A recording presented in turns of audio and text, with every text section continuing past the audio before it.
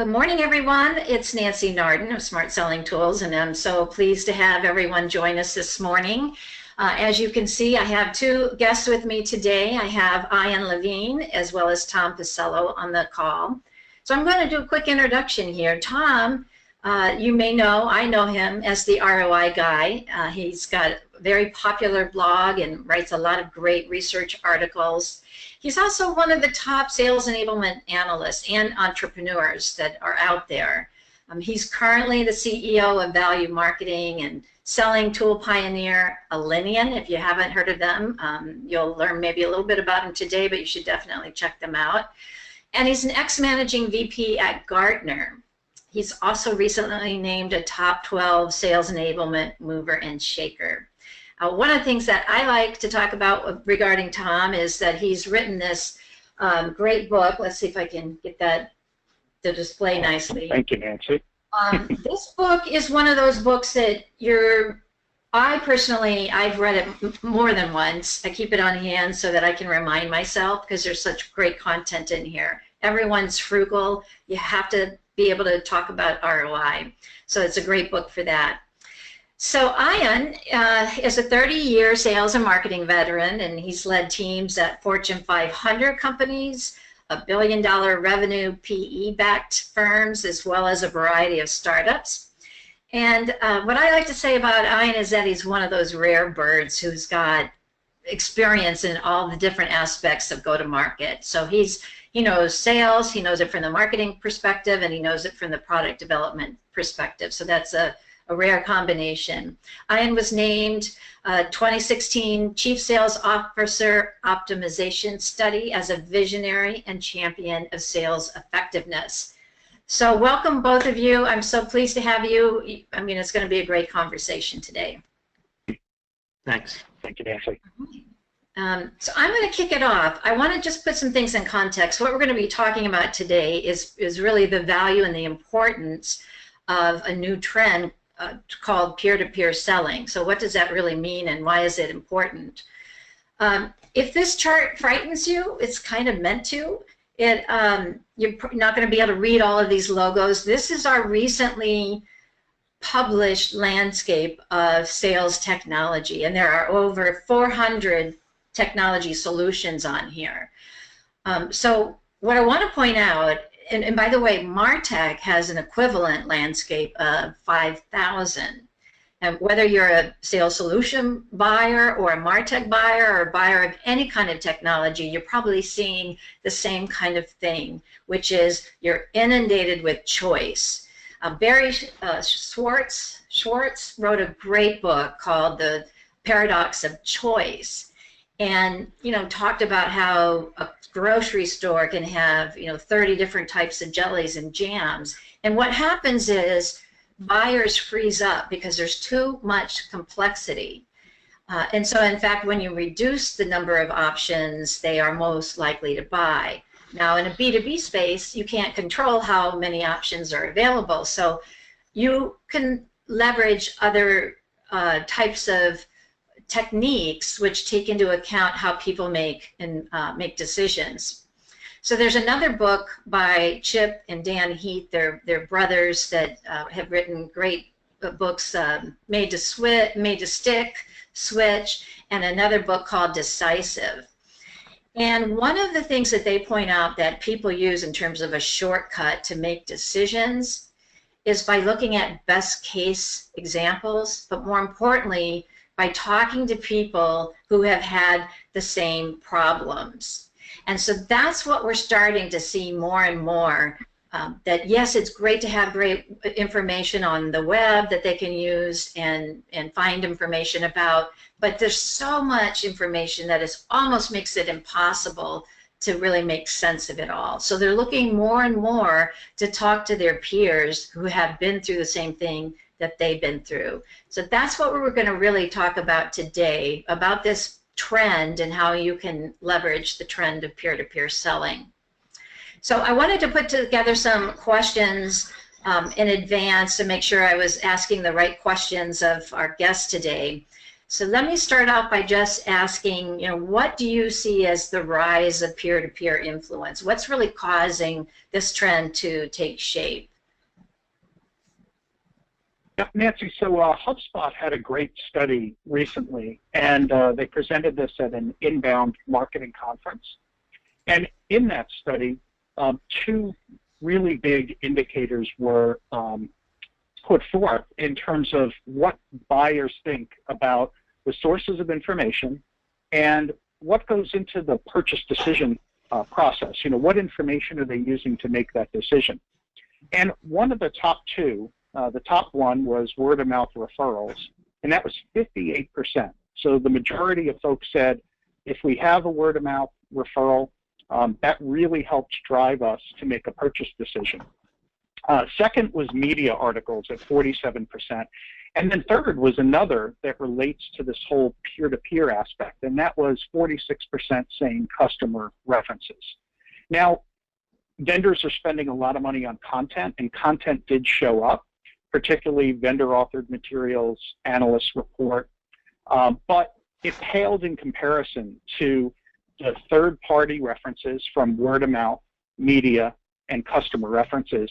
And really the standout that Ian and I kind of saw in this study was that, the customer really matters a lot when it comes to what buyers are listening to when they make decisions. And, Ian and I have puzzled a lot about this in terms of what we think is some of the driving factors. And Ian, you want to chime in terms of some of the drivers behind why this is becoming more prevalent now, that customer references and word-of-mouth referrals are more important? Yeah, sure. Thanks, Tom. These studies, when you look at them across different best practice organizations and the surveys that were done, it's fascinating how different materials are becoming more important in the buying cycle. And when we look at it, we sort of say, what's driving this? What's different today in buying? And some of the conclusions that I've come to, that I've discussed with Tom and other people who study this on a regular basis, is it's really this content overload. People, you've heard the statistics, 300 hours of new video is being loaded to YouTube every minute. There's literally 2 million new blog posts a day. And so with all this content overload, people really don't know what to trust. And so they start saying, I want to talk to somebody who's experienced this. I want to know somebody that's solved this problem before. I want to talk to somebody that I have trust with for other reasons. And so that's one of the dynamics. And then the second dynamic that I think is very big is this group buying. So companies are trying to get more and more aligned, and the stacks, as Nancy pointed out, are getting more and more complicated, and how different technology interacts with each other is creating these cross-functional groups. And CEB came out and said that the number of buyers on an enterprise solution went from 5.5 to 7, or 6.8, I think was their actual statistic, in the last 2 years. IDC came out in the last year and said on large tech buys, enterprise-wide, it's 9 decision makers or 9 people in the group. And I think it's this content overload and this group dynamic that's creating this sort of elevation of the need for social proof and peer-to-peer selling. Absolutely, Ian, and we're seeing some of the same things. That IDC study, the latest one, indicated that it was actually Gartner had one recently. And that number bumped up even more. I don't know if each one of the analyst firms are trying to outdo each other with how many people are involved in a buying decision. But their latest study bumped it up to 13 in an enterprise decision-making cycle. And then they also indicated that there's a big shift in power from now a lot of times just the tactical buyers were involved.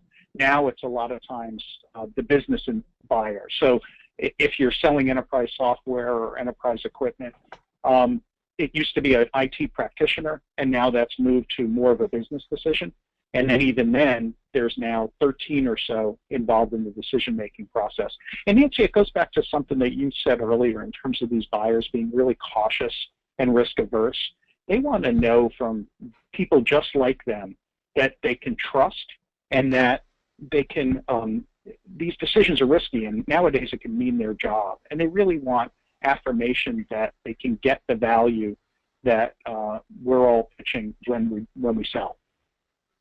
Yeah, that's a really good point. I was at a roundtable last night, and you brought up a couple things. One is that there's so much content out there, and one of the gentlemen that was there is from a Fortune 200 company, and he was talking about what they did is they went on a content diet, and they basically got rid of like 60% of their content because not only were buyers overwhelmed, but the sellers were overwhelmed as well.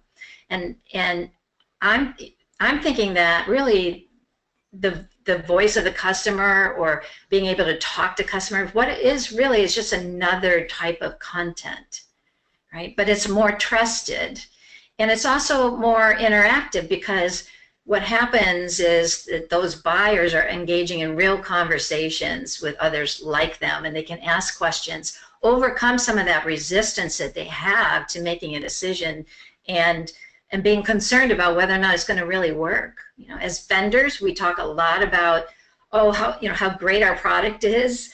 Rarely do we say, but you know what, it's going to take work on your part, or here's some problems we ran into and how we overcame them.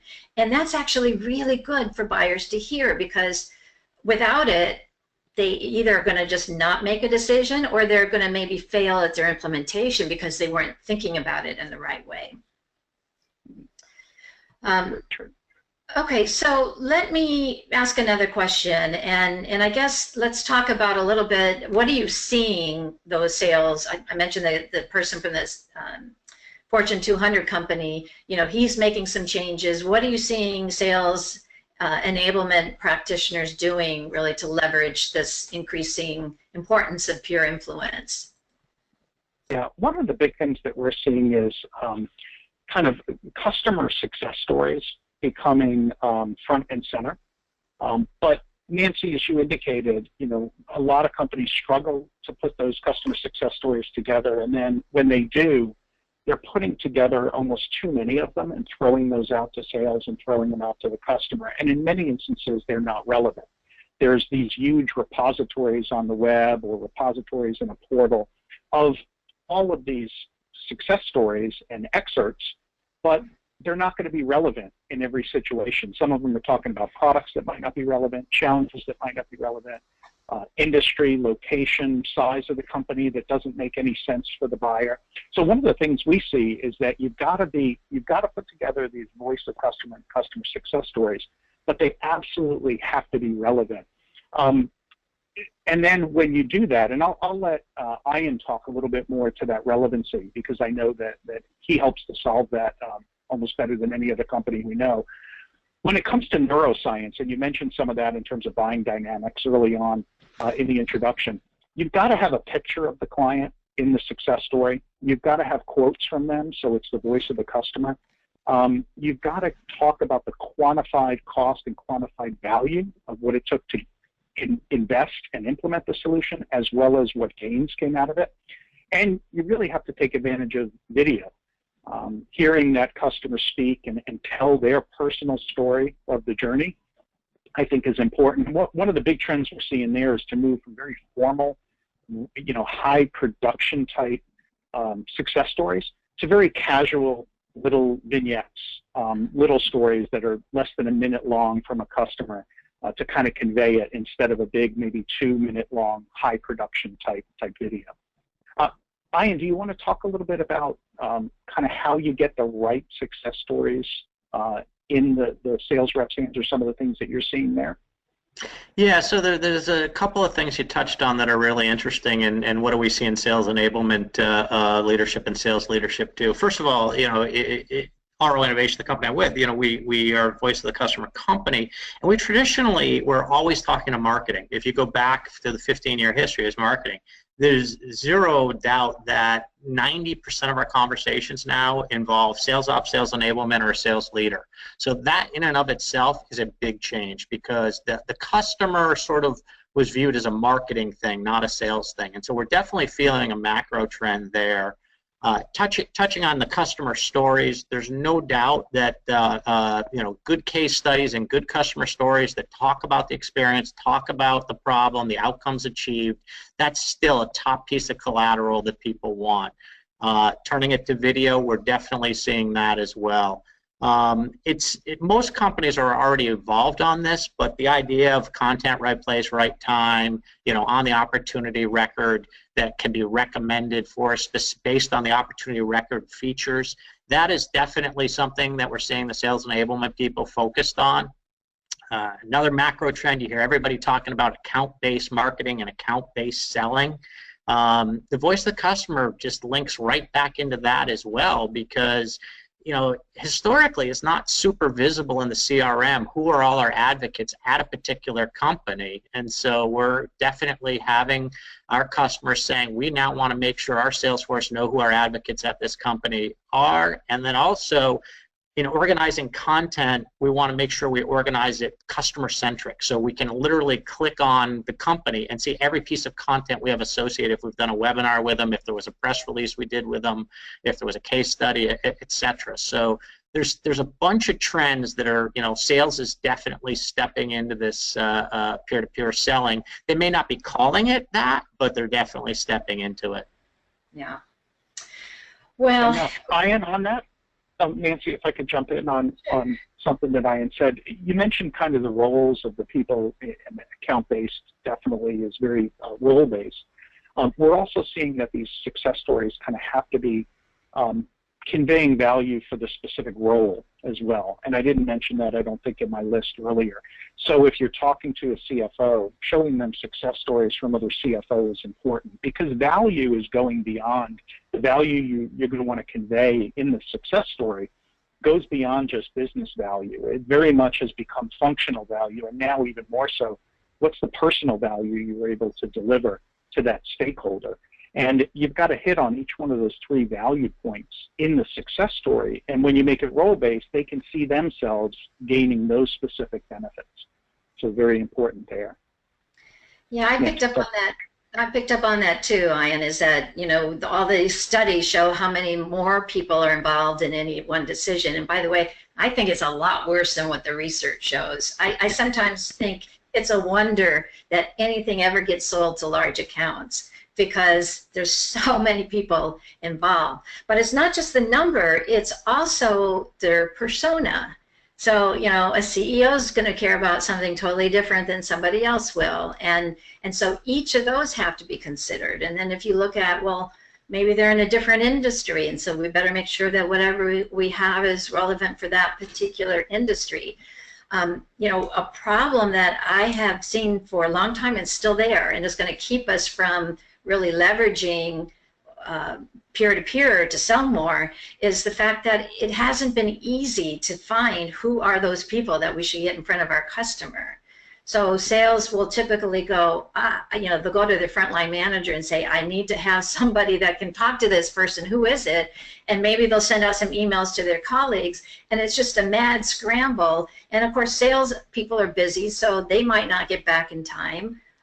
It's just no way, that people need much more of an organized way to go about figuring out who's willing to do what, and from a customer perspective. So when I was in it, go ahead, Tom. I was going to say there's a big increase in a specific role to address that, and that's the customer success program, or the customer success manager within the organization. So there's now a specific role being created within organizations, and that really came about from more organizations getting revenue from software as a service, cloud, subscription, because you have to renew those clients to build a sustainable business model in that space and even to grow. So it's a selfish reason that companies created it, but a lot of that now is falling within that customer success management group, who's responsible for reaching out to the customers, make sure they're adopting, and then gathering those stories. Ian? Yeah, I was going to say, so when I was running a sales operations strategy for Iron Mountain, we did a bunch of time studies of our sales force. And this is actually how I backdoored my way into starting to look at voice of the customer solutions, because one of the top 5 time-consuming activities that were identified in the survey was trying to find references. And so we said there's got to be a better way rather than the Hail Mary email. And so that was really how I first came to understand and start looking at this marketplace and what's going on out there to make it more efficient. Yeah, and the worst thing you want, the last thing you want to do is have the same customer be called over and over again, because well, they were willing to do it last time, so maybe they'll be willing. You need to be able to have a number of people so that it's evenly, no one's being burdened. You don't want to burden your customers with it. That fatigue can definitely set in. And then, Nancy, another big trend that we didn't pick up on yet is around benchmarking. Peer references are important, but a lot of times now customers want to see and learn from you as a vendor, because you're speaking to so many customers and you're engaging with them. How do I rank? How do I stack rank against my peers? And Demand Gen Report did a great study. 62% of customers want more benchmarking data, and 97% want prescriptive consultative advice based on that data in their engagements. So we know the demand for this is really high, and it's a way where you can go in and help a customer understand kind of where they fit on the spectrum of other customers that you've engaged with on specific key performance indicators for their business. And so it serves as a reference, even though you may not be, sometimes you can name companies in there, a lot of times you want it anonymous so you can keep collecting from other customers, but they're really interested in how they compare to the other organizations you're engaging with and what the leaders look like and how you can help close some of those gaps to get them to become leaders. Yeah, well, that's a great segue into my next question, because you and I have talked in the past about BMC, and I know that they are using some benchmarking themselves. Let's see, I know I have a slide for this. Is this a good slide to show for that one? Yeah, this is showing kind of the spectrum of solutions in kind of a Gartner Magic Quadrant-esque, although it's not exactly a Gartner Magic Quadrant. But it's kind of showing, when you look at revenue and you look at trust, which content is the high impact content. And we spoke about the reference call. We spoke about the customer stories in the HubSpot. But also showing up in there is benchmarking as one of the primary. And BMC implemented a really good program. They basically wanted to provide consultative advice and elevate how early they could engage with customers and how high they can engage. And they came up with a digital transformation program. But the problem is everyone is pitching a digital transformation program. So how do they distinguish that? Well, they armed 300 of their sales specialists and value engineers with a tool we developed in conjunction with them. And it's a financial peer comparison tool. Very quickly, they can look up any company and then compare that company, get recommendations on who the peers are to compare to, and then compare that company's financials across about 20 different key metrics that define the financial health of the company. For other companies, we do other dimensions of HR health, IT health, or other things like that. But for BMC, it was very top level to engage with executives, so top level financial health, revenue per employee, growth, key balance sheet and income statement comparisons. And they could very quickly get the company visualized on a spectrum for each one of these key performance indicators, where the company is compared to the leader in the market, the laggard in the market, and the average. And then they can, with a little move the needle tool, determine what a 1% or a 2% or a 5% impact could mean on each one of those metrics, or what it would take in terms of percent improvement to get them to become the leader as opposed to maybe being below average or a laggard. So it's a great way to quickly visualize where is the company ahead and doing really well, because you do want to emphasize that as a part of consulting. Here's where you're doing well, and here's 5 metrics where you really could use improvement, and here's what improvement should look like for the organization. Now let's talk about how BMC can drive those improvements for you. And Tom, what's great about what you said is we still know no decision seems to beat win and loss these days still, and it's that benchmarking data that sort of pushes somebody away from no decision to create an urgency that, yes, I do need to change. I need to do something differently. So I'm absolutely seeing that out in the market. You know, specific to this grid, Nancy, you know, one of the things that I'd ask people, you know, on the call or suggest is just think about the dollars and resources you spend on each quadrant, because it's, you know, it's the classic, you know, MBA. You want to be spending up and to the right in terms of resources and in terms of dollars, but actually I think there's a lot of activity going down to the left, and so it's just sort of that gut check to sort of that's the beauty of these 4 boxes. They make you rethink resources and time and dollars. Yeah, that's interesting.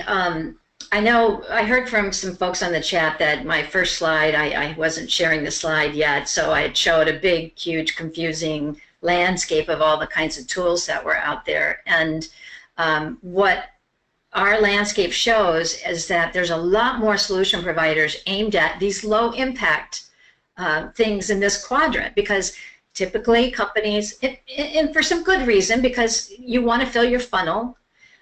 You want to concentrate on who you're supposed to be selling to, make sure you're getting a lot of people into the pipeline, and that's great, but you need to convert them. And so what I would say to this quadrant is that the upper right-hand quadrant are the things that can actually help convert. So if that's what, you know, you don't want to forget about that. You know, they're all kind of equally important. One's based on quantity and the other is based on can I actually be effective, and am I going to get the right outcomes? Yeah, I agree with you. The quantity is where we see most companies focus. They put up a buyer's journey, and then they've got check boxes of all the collateral that they're going to put in each one of the little segments to kind of move them along in the journey. And what happens is this content proliferation. It's like they're being paid by the pound for content. And when you look at it, and then a lot of money spent on content management systems to then say, well, we've got all this content, no one can find anything. Okay, well, we got to implement this really intelligent system to go and serve up the right content, which is good. But I think what Ian and I are saying is think about the actual content itself, too, as part of this. You've got to think of the buyer's journey and have the right content to move them along that journey and overcome the no decision. You've got to have systems that get the right content in the hands at the right time, but you've got to look at what that content is about. And if the customer, the voice of customer, or peer-to-peer type content, whether that be benchmarking or customer stories, video testimonials, that's the content that's going to really move the needle for your sales. And that's where more money really, really needs to be invested. So not just on an infrastructure and piping to get the content there, or the proliferation of content within the organization. You really need to focus on, well, what is the high impact content that can move them through that buyer's journey? Yeah. What's interesting is a few of these things are, again, they're viewed as marketing activities, and part of the key of peer-to-peer selling is kind of taking this customer advocacy movement and enabling it inside the CRM for salespeople. And I'll just pick on testimonial quotes and video testimonials. Those are usually not at the fingertips of salespeople, but they should be. Where they are is they're up on the website, they're being used in, you know, email campaigns by marketing.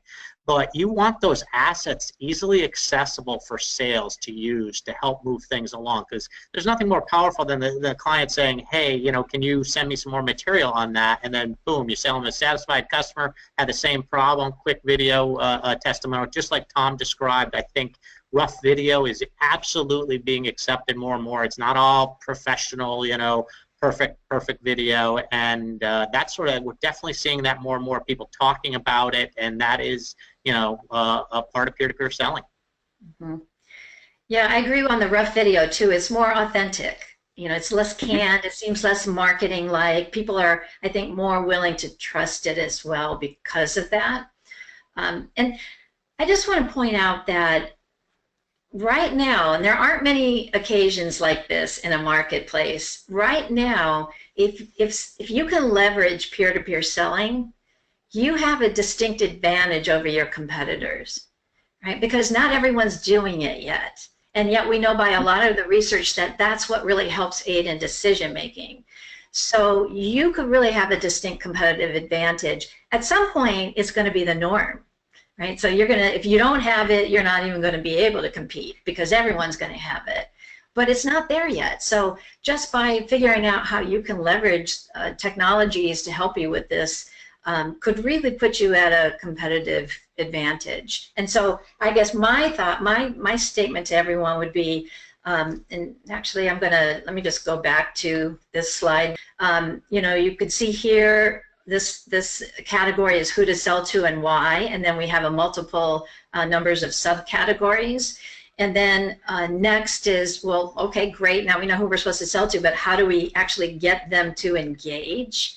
And then it's moving beyond that to say, how do we convey value?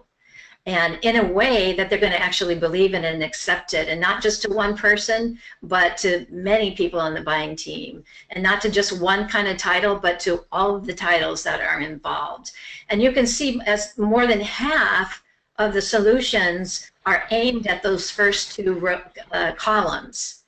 And so if you're just operating in those two columns and those are the only technologies that you bought, you know, it's not saying a lot because you're not differentiating yourself yet. The quicker you can get and start to use technologies in those other columns, those are the kinds of technologies that are going to help differentiate you. So I just would say get ahead of the trend so that you can leverage it and have it impact your revenue.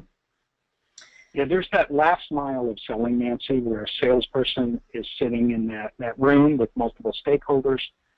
They may be presenting, as we are today, in an online meeting. And that's the experience, the buying experience that the customer is going to have a lot of times is with that, or in an online replacement for that when they're doing independent research. And that's where the sale is made. And the real differentiation actually occurs. At most solutions, folks can't see the difference between them. But if you can change the experience of that salesperson in how they conduct business, if they're walking in and doing this value-added benchmarking, if they're from Ian's solution, Ian's solution, being able to get the right video testimonials to present right away at the right time in that buying cycle, it's a different experience. And that's really, corporate executive board said that's really the big differentiator now in terms of how the sale is won or lost, is the experience. And I completely agree that if you're able to get ahead of it and change that last mile, change that experience, it makes all the difference in the world.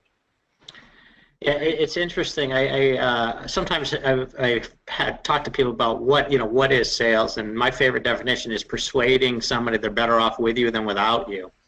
And then that leads to how do you persuade? And Robert Cialdini, I think I may have butchered the pronunciation of his name. He's a pretty well-known author on ethical influence and his categories and what drives ethical influence. And social proof is one of them. But one of his concluding statements I love is that influence works when horizontal, not vertical. So if you talk at somebody and say, this is what you should do, and this is what's it doesn't work as well as if you get peers and horizontally share why this is the right thing to do. And so none of this is, as much as we're talking about peer-to-peer selling being something new, it's really not new. It's just getting more and more important because of the other factors that are going on in the marketplace. Mm-hmm. Yeah, executing, the products are important and you have to be competitive when it comes to a product perspective. But at the end of the day, another shortcut to making decisions is what has my experience been like working with that rep and working with that company, and the between them versus another vendor that I'm considering. And we've talked a lot about research here today. Another study, if not more than one, has shown that where buyers feel like sellers miss the mark is in presenting value. One of the reasons why I keep coming back to Tom's book, because if you can't present value, they're not going to be interested in your solution. But if you can present value, then you've actually set yourself apart from your competitive sales executives, because most sellers are not that good at it. That's the bottom line. They're pitching products. They're pitching products, exactly. So I love the idea of the benchmarking, because by helping them see and educating them on where they're at, you're providing value to them. And you're also providing ammunition so that they can have the information they need to support their desire to make that decision. Nancy, if you'd like, one of the things that I had talked to you about that I wanted to do was just share, just a company that we've worked with that I see doing some really cool things around peer-to-peer selling. And it goes back to something Tom said earlier about it's a loop. So it starts with who are your customers, then who are your advocates within that, then how am I going to enable those advocates, and then it links back to customer success. It was a key point Tom made earlier about customer success and the chief customer officer getting more and more involved in these decisions. We're definitely seeing that as a big trend as well. But the client I wanted to highlight that's just doing an unbelievable job with this is Ceridian. If you don't know Ceridian, it's a $1 billion company with 100,000 clients. Nancy, who let the dogs out? Sorry, that's our mascot, Teddy. Teddy is the pup's name? Awesome. Well, yeah, Teddy Bear. I'll have to include a picture now so everyone can see Teddy Bear. Sorry. We wanted to do an authentic webinar. There you go. So back to Ceridian. They have 100,000 clients. They were able to identify 4,000 advocates, and they mobilized and enabled them. And as part of that, they created about 50 video testimonials. And then they actually made, during sales cycles, 1,000 peer matches last year, which is just an unbelievable amount of matches. And I saw Howard Tarnoff and Carlos Gonzalez from Ceridian sharing this data, and they said based on those peer matches, they were able to have a 40% sales efficiency lift. That is an unbelievable statistic, and that is an awful lot of peer matches, but it's just because they have a whole team totally committed to this, and it's pretty exciting because I think that is the future, what they're doing. So I have a question here. I was smiling while you were talking because of the question. They missed the company name that you mentioned because they said the dog barks. So can you say who that was? Ceridian. It's a healthcare management company, $1 billion plus or minus in revenue. Great company. Okay. And while we're at it, we have another 5 minutes or so. So if anyone else has questions, someone did ask if there'll be some links to the slides because they were a little late. Yes, there will be a recording that will be sent out. But if you have other questions, go ahead and pop them up into the question box, and I'll see if we can get to them. And if not, we'll answer them offline. Okay. So why don't we move to what you see going forward, right? So where do we go from here? What are we going to start to see in the next couple of years?